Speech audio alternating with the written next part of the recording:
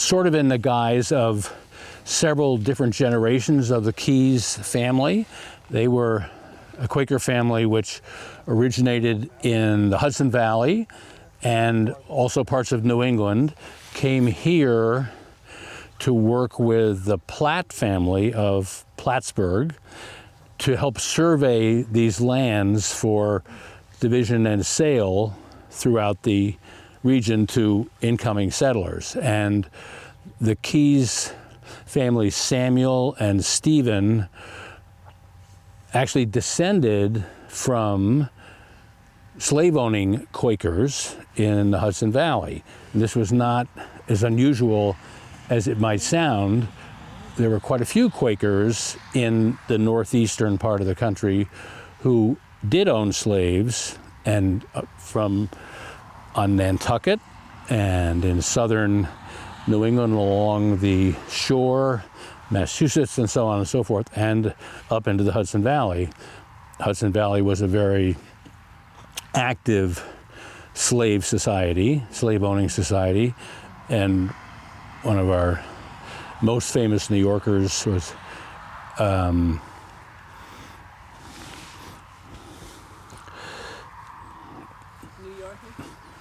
Ain't I a Woman? Sojourner Truth, right. Right. Is from the New Paltz area. And she was born as an enslaved person there. Isabel Bumford was her original name. And anyway, she was represented part of the slave society who eventually became freed. So as the Keese family, I'm representing Samuel Keese, and we'll see Stephen Keese's land up further along the road here and the Underground Railroad operation that he helped to run. But Catherine Keese, my second wife, came here from Philadelphia, actually, and she was a Quaker minister, came up here to join this community and became an important leader in the anti-slavery effort. And while, as in many cases, the men frequently get more of the headlines of history, here there's a great example of how the women in Quaker families were a critical part of the anti-slavery effort as well. And she was a minister, went to Vermont to minister to Quaker communities there, helped to organize buying cooperatives so that people would not be dependent upon cotton or other products produced by the slaveocracy in the South, and used other products, flax, for instance, for cloth instead of cotton.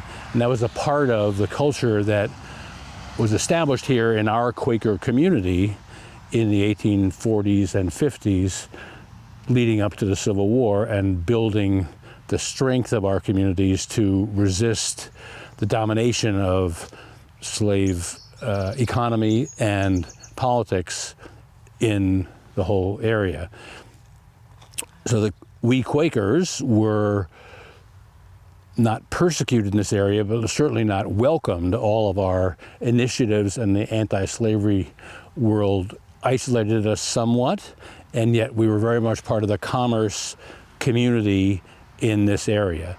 We had a large settlement, many more houses than you see today were part of this community, and it was very much intermingled. There were Quaker families living here and then non-Quaker families living there. There were two Quaker meeting houses over at that corner there. One is still with us. The darker one is an original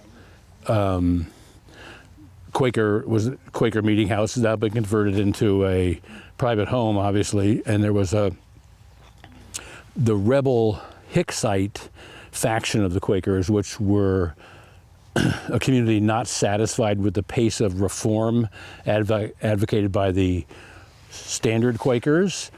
They set up a alternate meeting house. So just like the churches you talked about back in Keeseville, where there were divisions within the church about the degree to which people wanted to be aggressive in the anti-slavery activity, or felt this was a dangerous thing to do because it would lead to a splitting of the society. Same thing happened here among the Quakers. Hicks